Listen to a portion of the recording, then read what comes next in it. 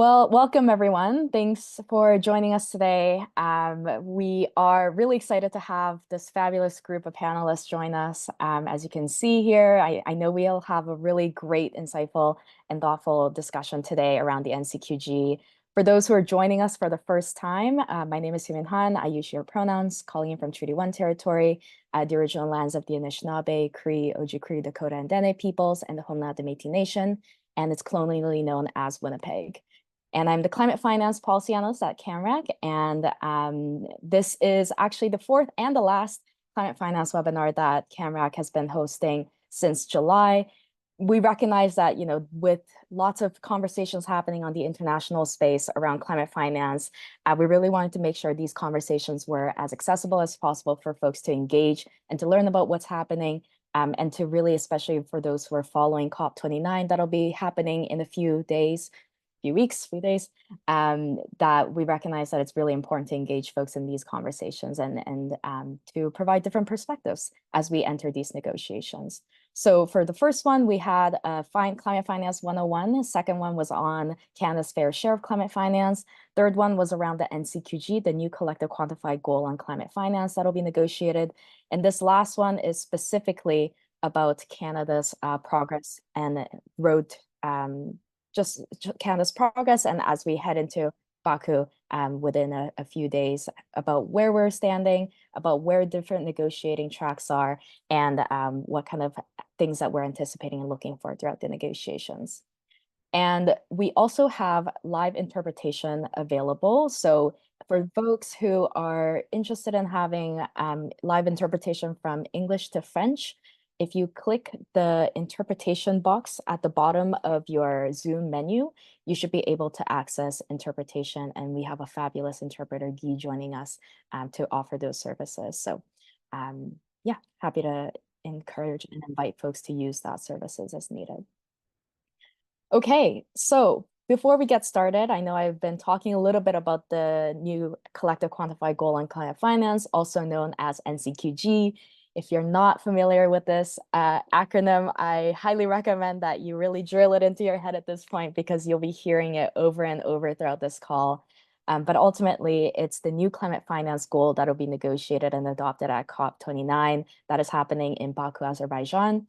And there are some things that must be included in there. And we have these panelists here joining us to share a little bit from their perspective and their expertise around what should be included and how Canada can ensure that we land the most ambitious and fair climate finance goal.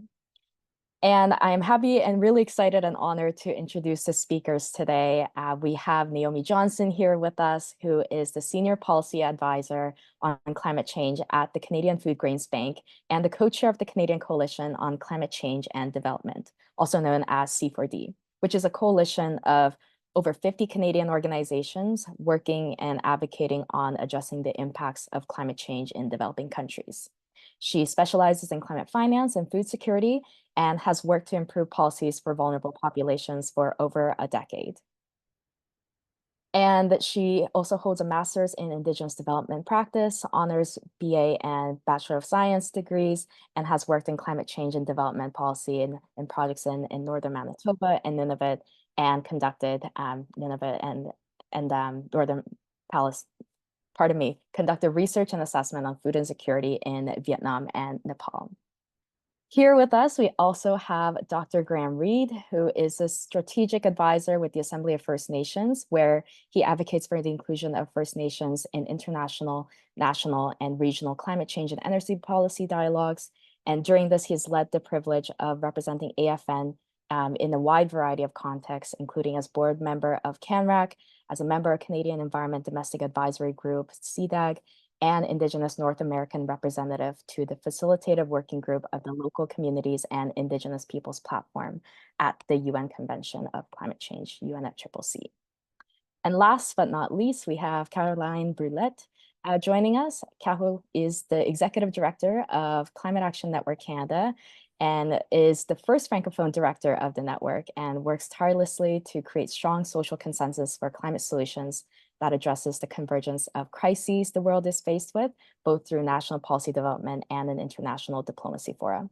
Kao is a columnist and has her commentary appeared in multiple incredible news network sources and thought pieces, and joins the climate movement in 2018 when she represented Canadian youth at the G7 summit in Charleroi, and holds a master's in public policy from the Lee Kuan Yew School of National University of Singapore, where she majored in economics. So welcome, folks. Really glad to have you, and honored that you can make the time to join us today. I know the audience will really learn a lot from this conversation, and looking forward to having an engaging Q&A at the end of the session as well. And I know I briefly spoke about the NCQG and what we're looking for. If folks who have been tuning in know what kind of things that we're looking for within that broader NCQG. But I'm curious from your perspective, a scorecard of where Canada has been in the lead up to COP. So maybe I'll start with you, Graeme. You've been focusing quite a bit on the fund for loss and damage and lots of work around loss and damage in general. The fund for loss and damage has 680 million USD pledged so far, which is way below the estimated need of over 447 to 894 billion USD per year by 2030. And the scale of the fund growing depends heavily on the NCQG negotiations. So in terms of loss and damage, how has Canada been performing since COP28? Yeah, awesome, Miigwech. And really grateful to join this with all of you. Anin Bojo, Graeme Reed, Nishnikaz, Oro Nonjba, Anishinaabe, and Dao. Very honored to be joining you from Unceded, Unsurrendered, Algonquin, Anishinaabe, Aki, what's currently known as Ottawa. Dad's side is English and Scottish, and mom's is German and Anishinaabe, and my great-grandfather is from Okookong. Yeah, I mean, like I think when thinking about climate finance, like part of what I think is important and as it relates to loss and damage is really like what are we funding for and what's the root problem that these sorts of funds are aspiring to create. And so when contemplating both loss and damage and climate finance more broadly, we need to consider these problems as structural and cumulative. And in that respect, in a Canadian context, especially First Nations, Canada is doing very poorly. And part of the challenge is that when considering the multi-dimensional nature of the problems that we are faced with, we need to consider the way in which they're interrelated to chronic and ongoing underfunding and what would be considered critical infrastructure and critical resources for what communities require to avert loss and damages in their lands and territories. And so, for instance, in a First Nations context, we know that there's almost a $350 billion infrastructure gap. It's been said that that infrastructure gap has been increasing over time. And the connection between that and the loss and damage fund is, when we consider our conceptualizations of loss and damage, when we consider like what are we communicating as loss and damage, and I think one of the ways in which the UNFCCC, the UN Framework Convention on Climate Change, has been struggling with this concept of it is it's a lot easier to articulate loss and damage in the physical sense.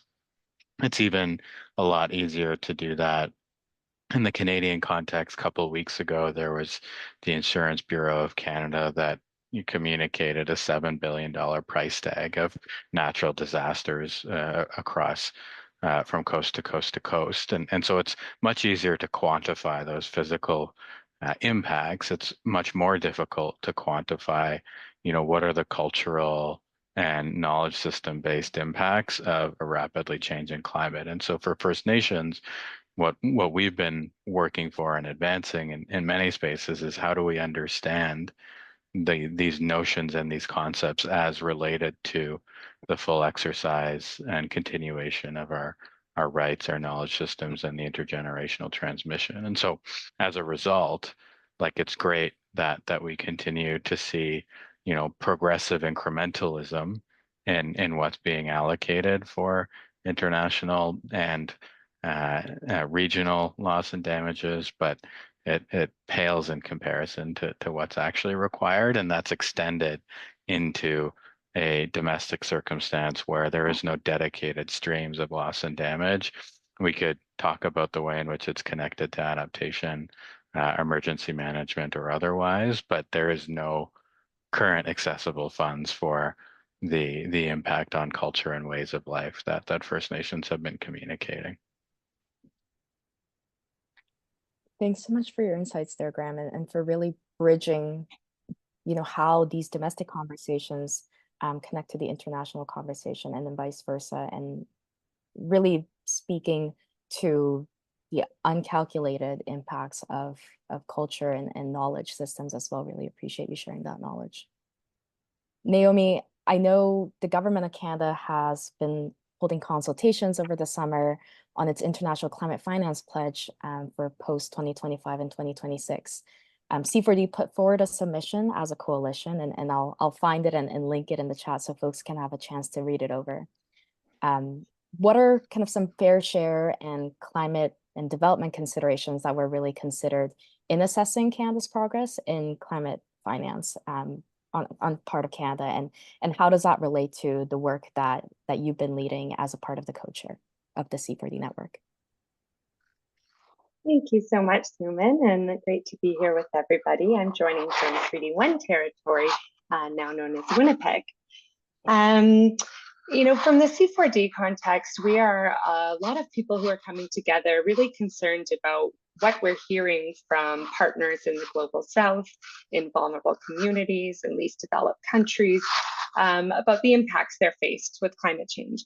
And so when we're looking at how is Canada performing, what we're really looking at is both kind of the quantity and the quality aspects, as kind of the other colleagues have alluded to here.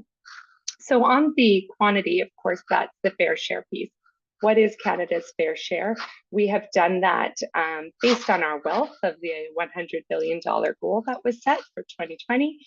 And what we know is, of course, that Canada has not ever achieved that fair share. So we are far behind that right now.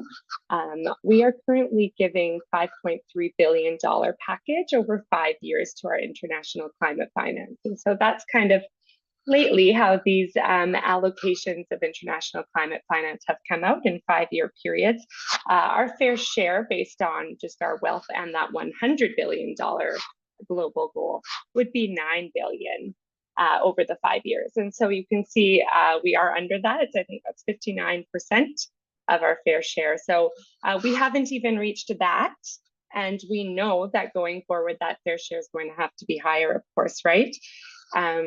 So that's something we definitely look at in terms of how much money is getting out to communities. We also look at the quality of the climate finance, of course, and what does this climate finance look like? Who is it going to?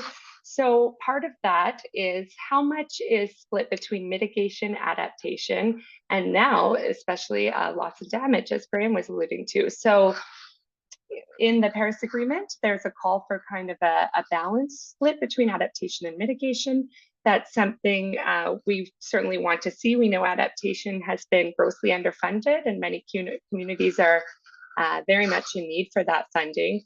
But we also know that loss and damage is a huge issue that is increasingly recognized, and that needs to be part of this split as well. And so C4D has asked for a 40% funding for both adaptation and mitigation in that international climate finance package, and 20% for loss and damage. Right now, or at least on, the last stats we have, about 1% of our climate finance was going to loss and damage. So even at 20%, that would be considerably more than we're seeing right now. We know there's still more we do need to do.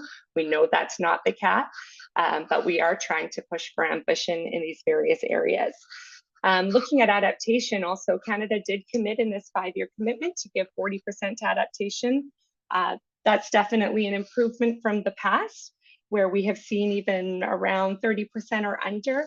Now we're currently sitting at about 34% of that $5.3 billion package going to adaptation. So we're not at that 40% level yet from our analysis. And I see Brian Tomlinson is on the call. He does a lot of our work for C4D in terms of crunching the numbers, and that's really helpful in making the case for us. So we can see we still have work to do in those areas. One of the other areas I think is really interesting is how much of this is reaching developed countries, or developed communities, I should say, developing.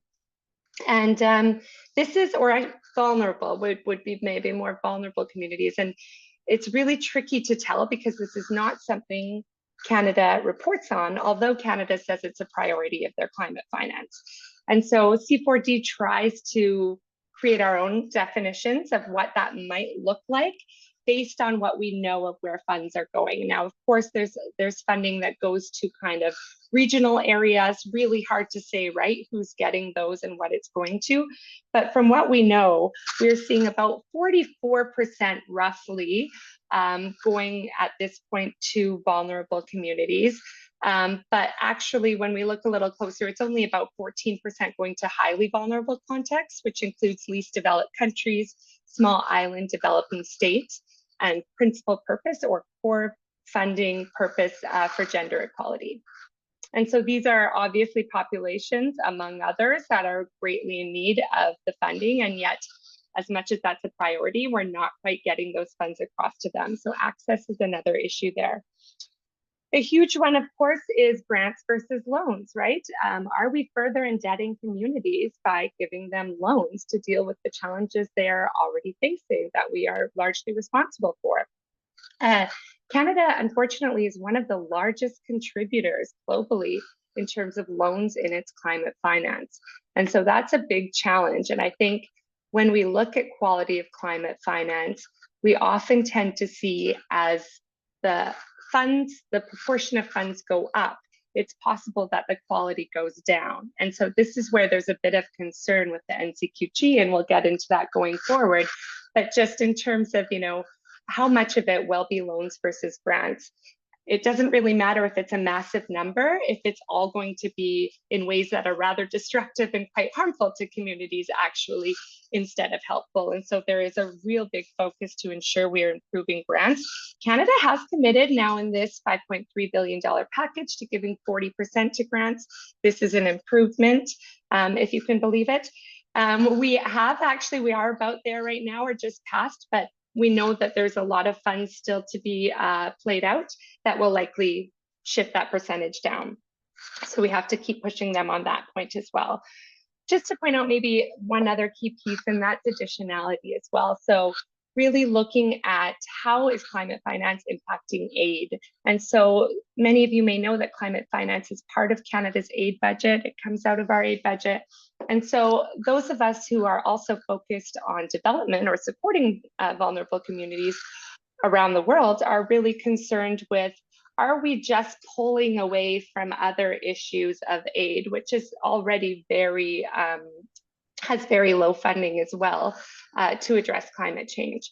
And so the argument being that if we're going to increase climate finance, which we need to do, absolutely, because it's impacting people all over the world in disastrous ways, we also need to increase that aid budget so that we're not just pulling away from other important priorities, and we can see these pieces working together.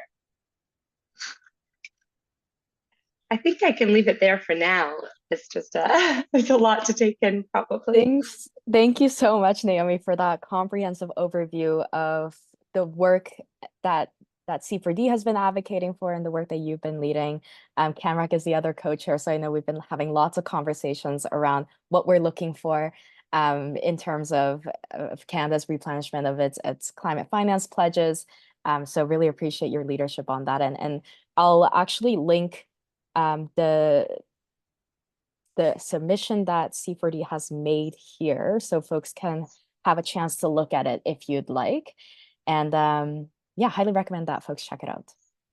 And now, Carol, you're the just transition expert and have been doing lots of work around this.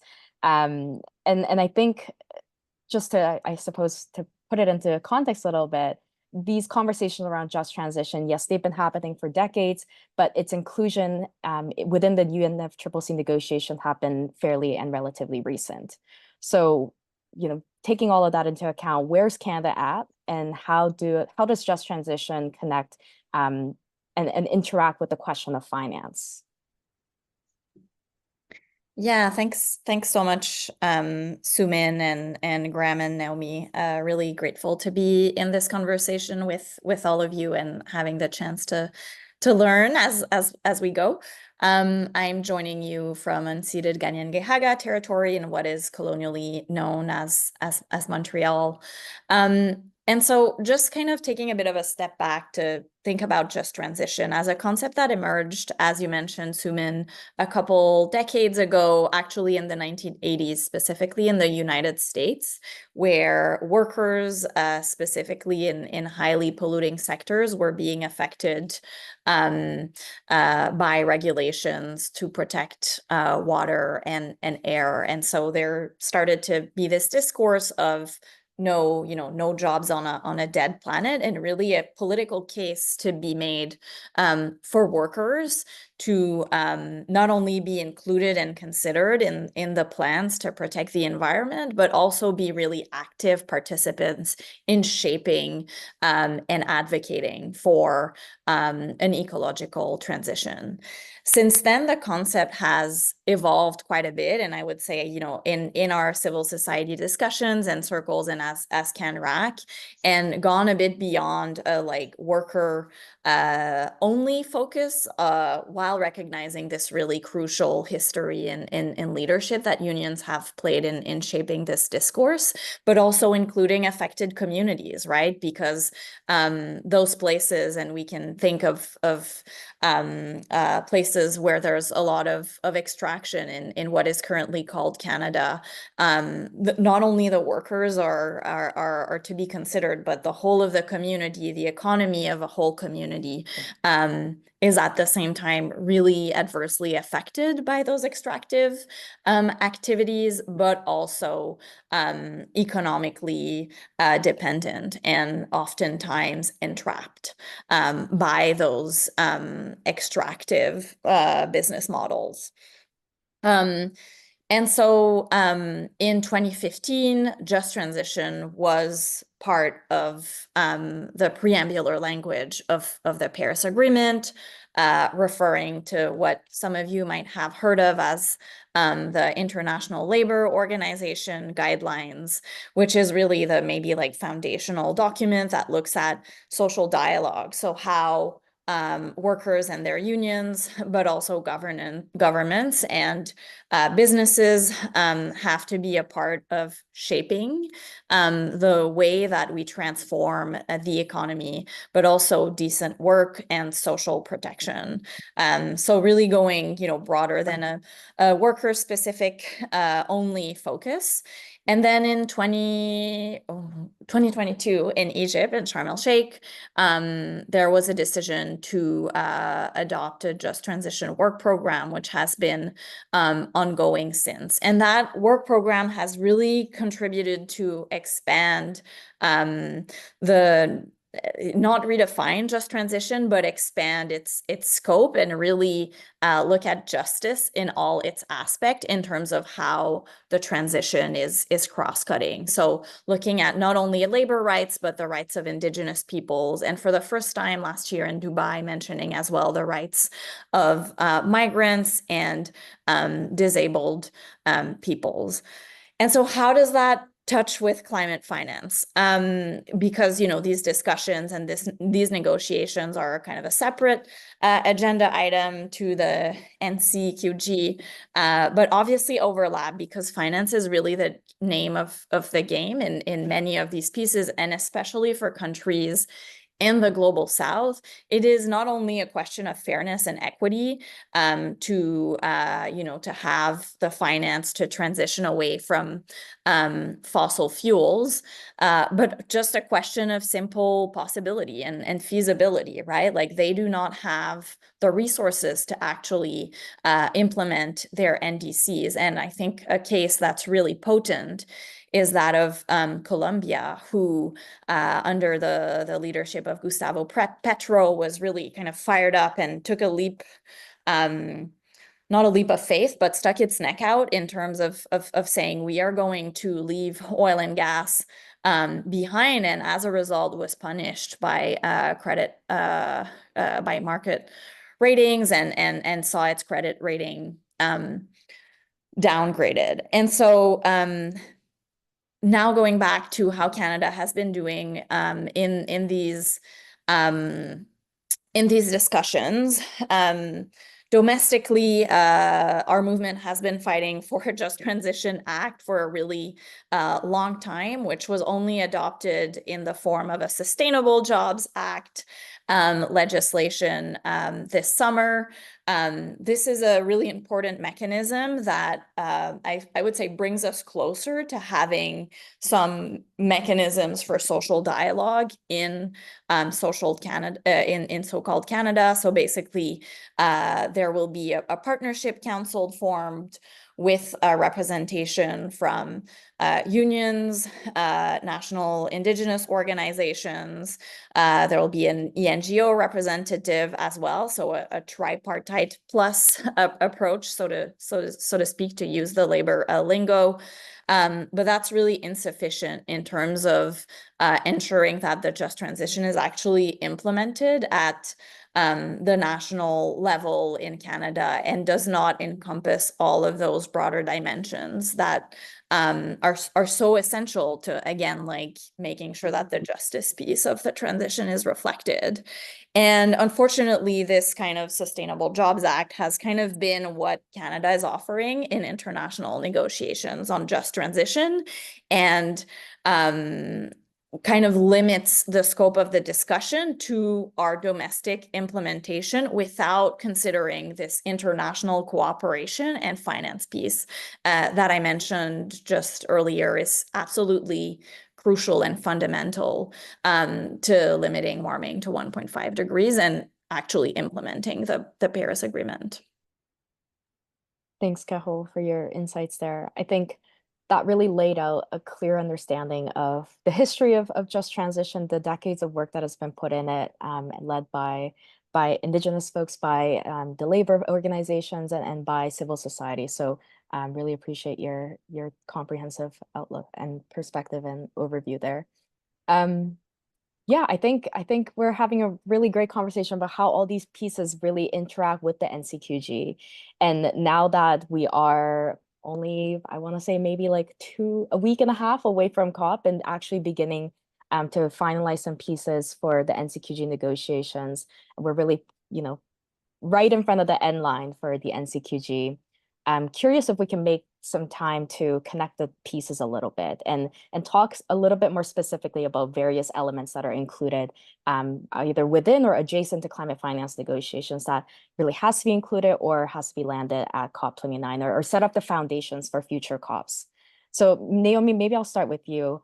How does C4D's ask of tripling climate finance to 15.5 billion until 2030, 2031, contribute to the broader conversation around the NCQG? We know that we don't have the quantum, the final number of the NCQG yet. So curious to hear your thoughts about how these two numbers might interact. And what does this mean for negotiations? And what does this mean for what Canada needs to do post-COP as well? Thanks, Soomin. Well, when C4D went to determine what Canada should be giving for its fair share in this most recent round of public finance consultations, it was quite a challenge because we no longer had a global goal to work off of, right? The 100 billion being to 2020 really and pushed to 2025, but we didn't really have a number. That's typically what we use as kind of based on our wealth and the percentage that Canada should give towards that global goal is our fair share. And we kind of struggled at how to go about this. And we worked, of course, with CAN and colleagues. And those of you who have been on part of this webinar series have heard from CC, I believe, who has shared the fair share research done there. I think that we know that the needs for climate finance are surmountable. They're huge, based on basically lost action we never took, largely in developed countries. We're now faced with massive needs and impacts that we have to deal with. And we haven't been funding them adequately either. And so this continues to be a major problem.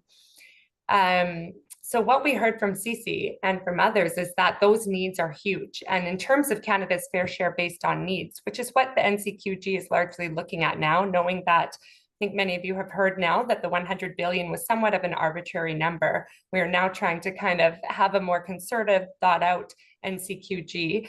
That what should Canada give as that percentage? For C4D, we really wanted to push Canada in giving something ambitious, but recognizing that right now it would be very difficult for Canada to meet all of those needs that are met, that we need to work towards that and we have to.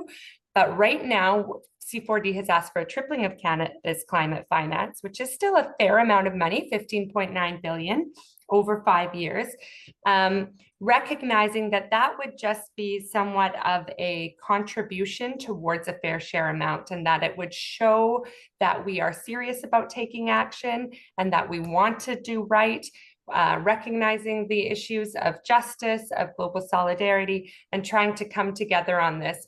And to, as time, I think also to transform our systems a little bit in ways that work towards providing that finance. So that's a key piece. Certainly, we are asking for a majority grants within that finance, and so that's something we want to see as well.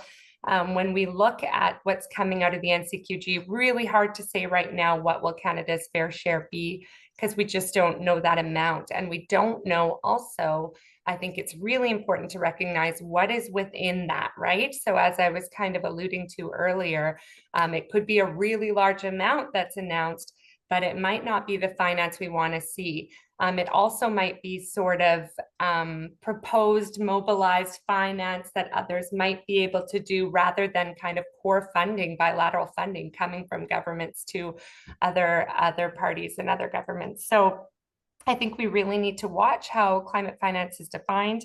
We need to ensure the quality is in there, that it's in we have the grants in there as well. But in terms of Canada's fair share, we know we're going to have to do a lot more, and that the 15.9 is not going to cover it going forward. Thanks so much for sharing that, Naomi. And yeah, I really, again, recommend folks to read through the submission that C4D has made, because there's a lot of, I think, intention behind how C4D has landed on this number, and really echoing what Naomi has shared as well. So thanks again, Naomi. Moving on to some conversations around just transition, Kaho. As we saw the co-chairs of the NCQG work through and hear from various countries and negotiating blocks around what they would like included in the NCQG, all these parties made submissions around what they would like to include. And within some of these submissions, to inform the NCQG negotiation, ALAC, the Latin American Coalition, explicitly called for the commitment to just transition. And so what are the main blockages on the road to progress, and what are some critical building blocks needed at COP29 to ensure that there's advancement for just transition in future COPs? Thanks a lot for that question, Soomin, and maybe just kind of building on your earlier question on, where Canada is on this. It has been suspiciously silent when it comes to including just transition, both qualitatively and quantitatively, inside those discussions related to the new collective quantified goal. I think that's not entirely surprising when we look at Canada and other global north countries, when it looks to when it relates to kind of, I think, fears of including things that would augment the quantum, right? Because obviously, and again, I'm not saying this in a negative way, but rather, like, if we want to do this transition justly, it is going to be, we are going to have governments invest in actually supporting social dialogue, invest in our social protection systems, invest in ensuring that we have policies in place that respect labor rights, human rights, the rights of Indigenous peoples, and that requires mobilizing resources. And so that's where it intersects with these, I would maybe say, the scarcity mindset of of global north countries when it comes to kind of limiting the quantum, to use NCQG lingo, and basically reducing the amount for which they will be held accountable and responsible for in that final decision. So I think that's like plain and simple why Canada hasn't been advocating for these really, even at a qualitative level, important pieces of just transition to not be in the NCQG. It's simply because they don't want to show the money for that. And so it's crucial that we push for it. Our colleagues within the International Trade Union Confederacy, and I must say here that we're extremely proud as CAN Canada to be the only node of CAN in the world which has trade unions within our membership. And so, you know, this is not only things that we're putting forward in solidarity, but rather in coalition. And that is, you know, part of our positionality is bringing those considerations to the table. I think we're not expecting, and what the trade unions and their international movement are pushing for is not necessarily for these things to be entirely unpacked in the NCQG, but rather those references to then be referred back to the just transition work program. So we're hoping, given that, you know, Canada, despite its limitations, often somewhat contradictingly in international spaces, is quite vocal on supporting human rights.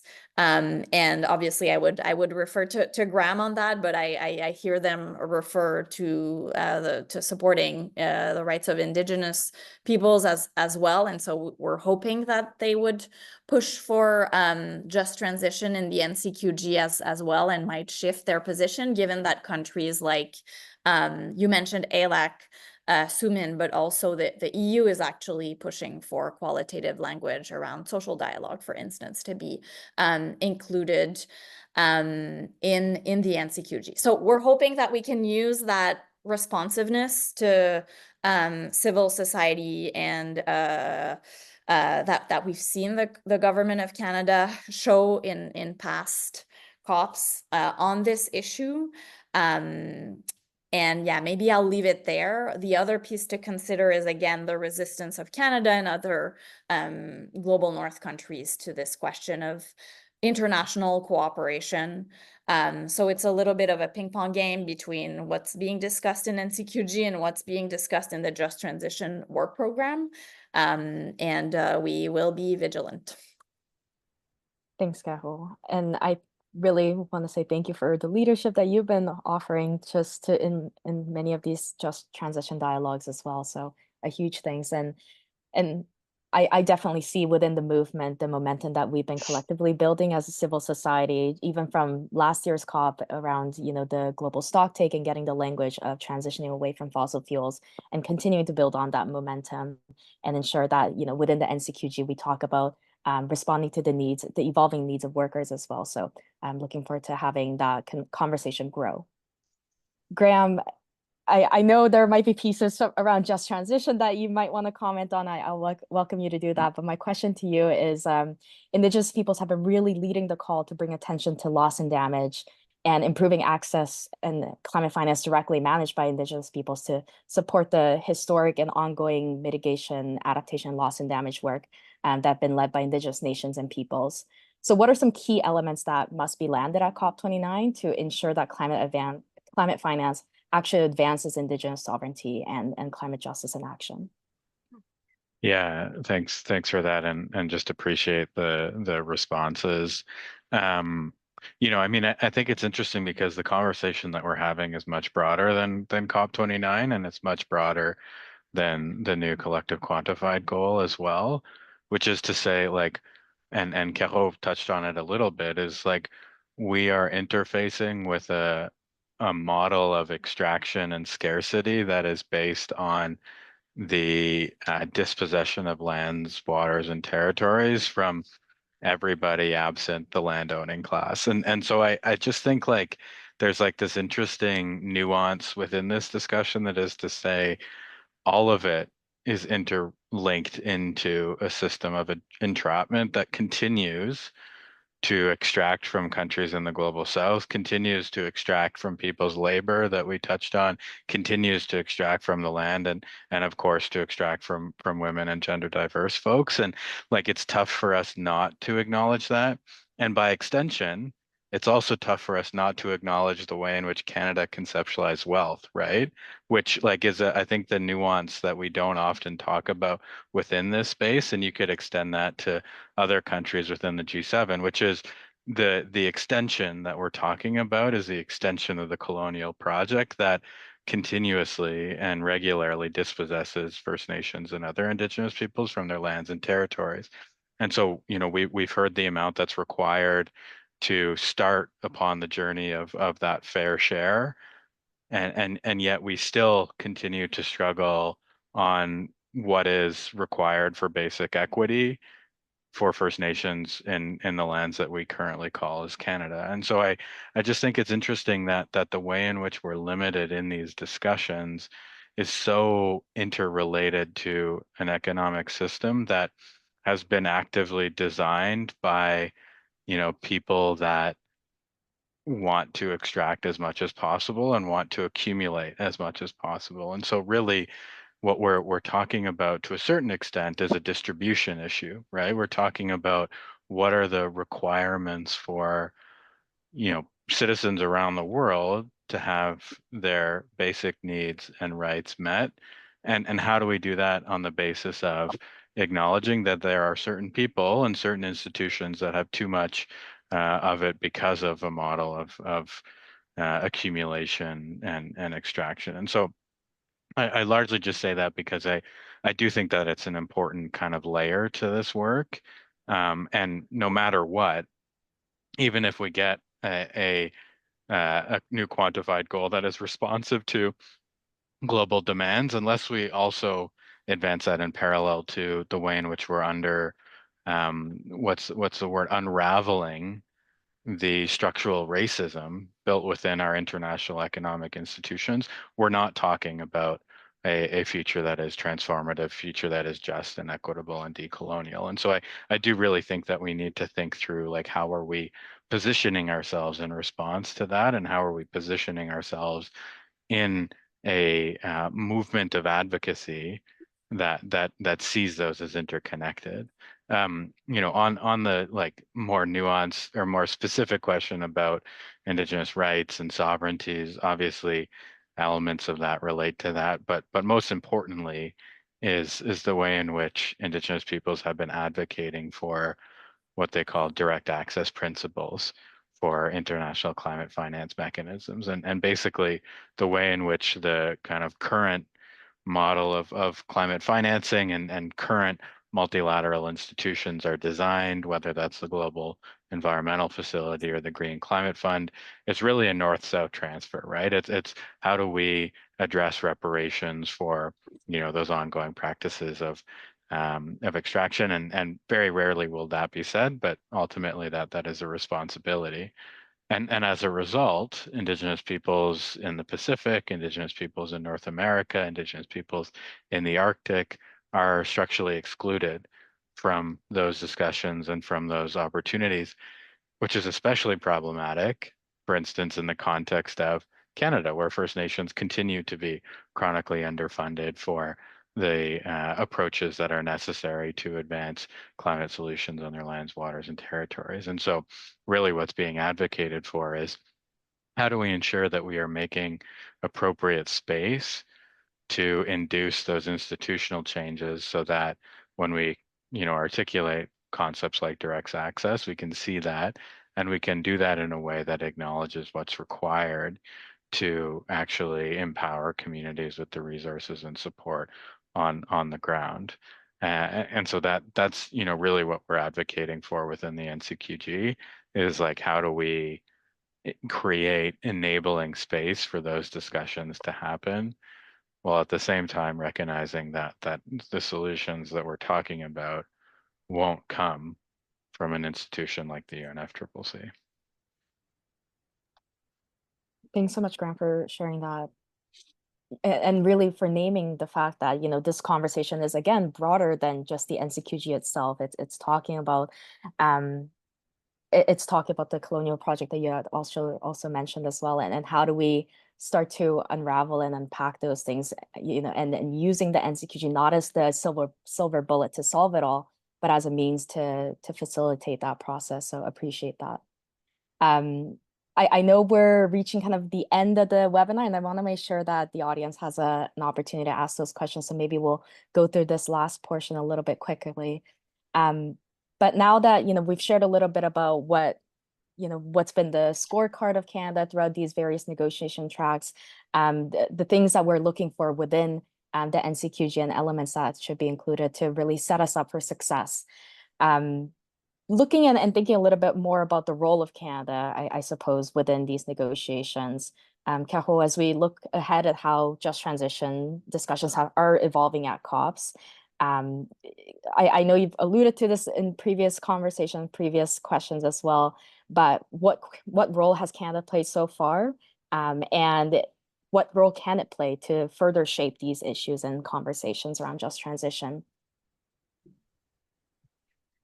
Yeah, maybe just before I go, I feel like I'm like marinating in the really thoughtful comments of Graeme and Naomi, and so appreciate this conversation not only for the sake of this webinar, but also I think we'll keep thinking about it after as well. I mean, just taking a little bit of a step back, right? The Just Transition Agenda item in the UNFCCC is a work program. For those of you who have been inside those UNFCCC spaces, you will have noted the proliferation of work programs. And to me, it sounds a little bit of like, okay, parties can't really agree to something specific on a key topic. So they're like, okay, you know, we'll put you guys in a room and you can figure it out during the next 2 weeks. 2 years, sorry. And that's a little bit what happened, I think, on Just Transition, although there's, you know, I think it was agreed to at the last minute at COP27, probably under Egypt's leadership, which is really concerned about those questions around international cooperation and just transition. And so don't want to undermine that. But so what we're seeing is right now happening in the rooms is a little bit of that reflection of kind of negotiations happening interspersed with dialogues where parties come and kind of share experiences nationally, which is super interesting, but not always extremely, I would say it's not necessarily the right people who are in the room, right? Negotiators are not the one implementing just transition policy at the domestic level. And so I think the question for us as a movement is, what do we want work programs, and more specifically this Just Transition work program, to achieve? There's a big opportunity before us with COP30 happening in Brazil.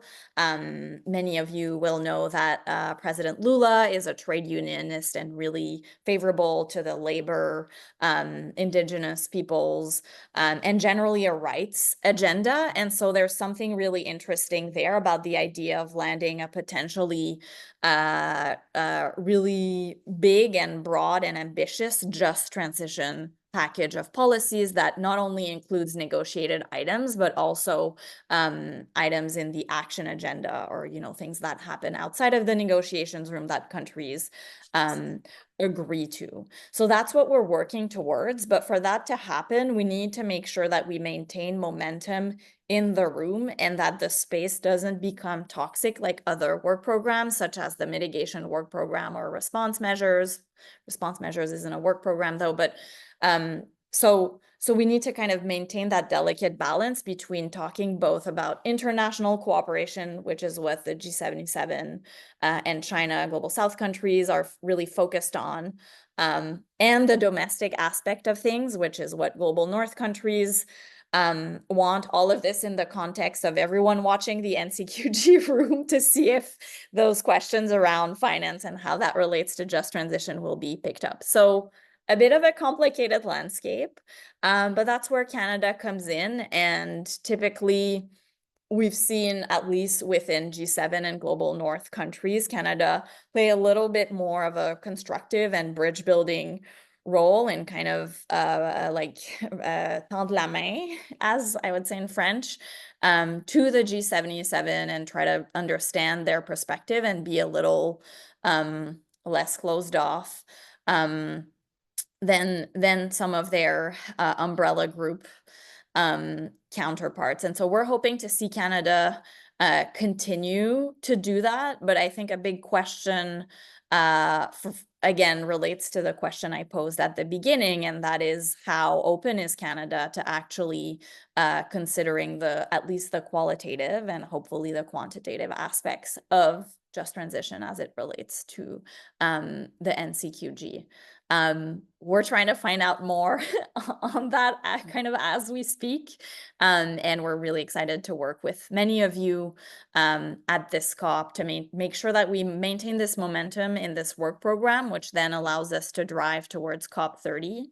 And that would include this year at COP landing a Just Transition Action Plan, which goes beyond those dialogues that I mentioned, as well as hopefully actually reflecting the principles of a just transition and how the Just Transition Work Program operates through the establishment of a joint party observer advisory body. Merci, Caro. Okay, I'll pass it off quickly to Graeme.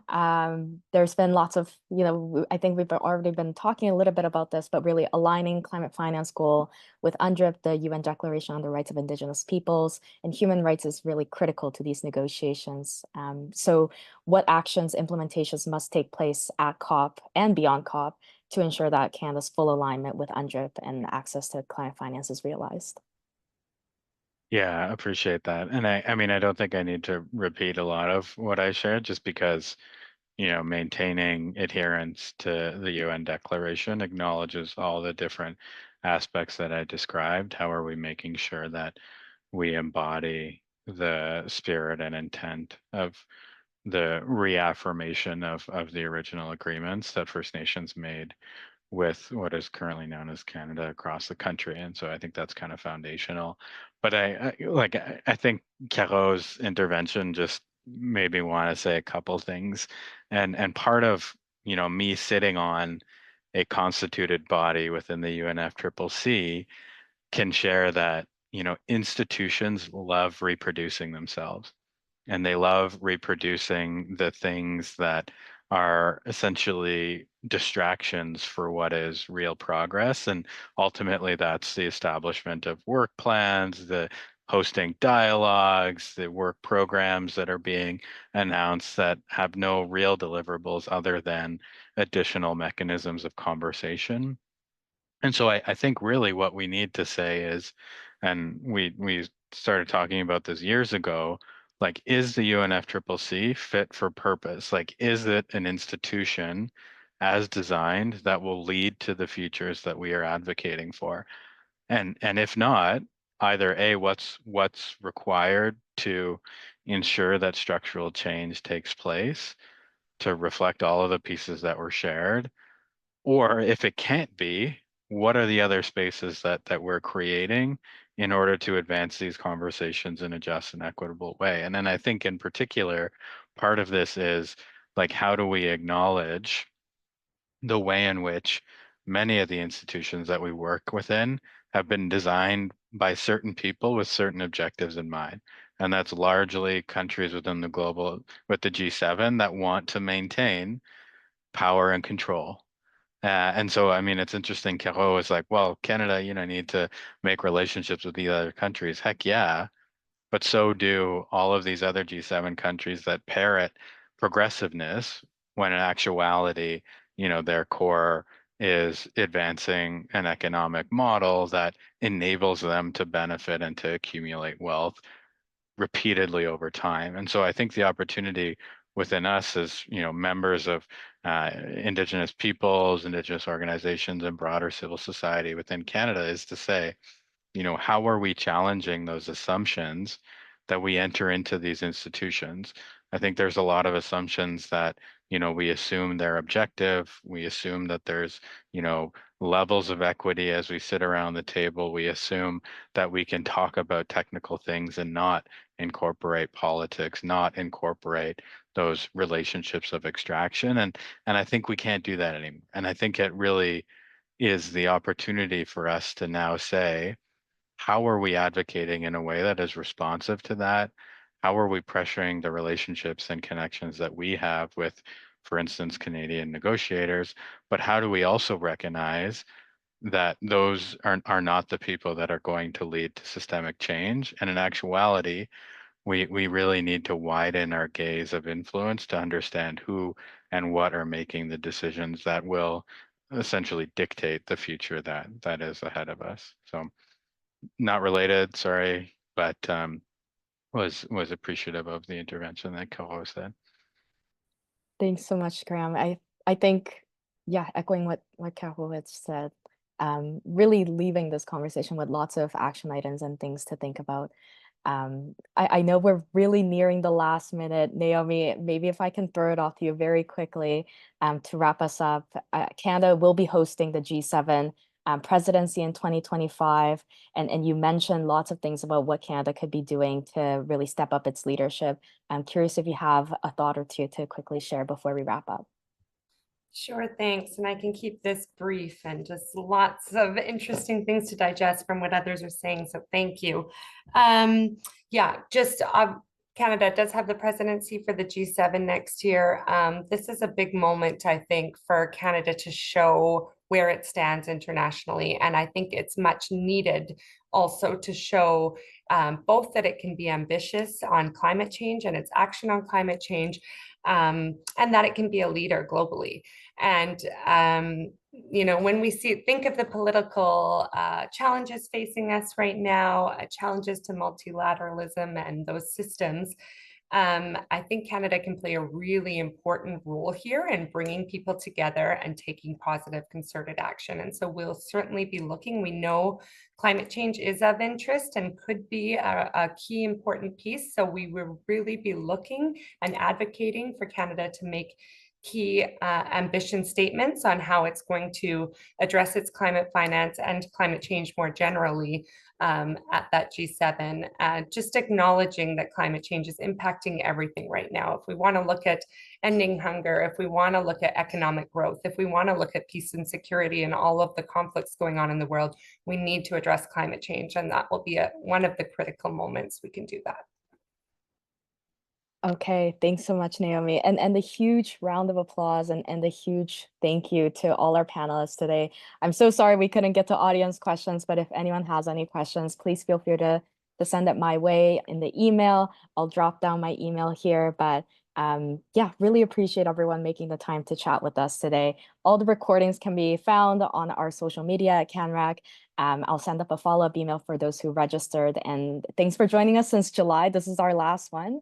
And we hope this webinar series contributes to making climate finance a more accessible conversation, and I hope it offers a bit more context as folks further engage with climate finance throughout COP29 and throughout the G7 and beyond, as Graeme had challenged us to further deepen our thinking around. So thanks, everyone. Really appreciate it. And huge thanks to our interpreter as well, Guy. Thank you. And take care, everyone. See you around.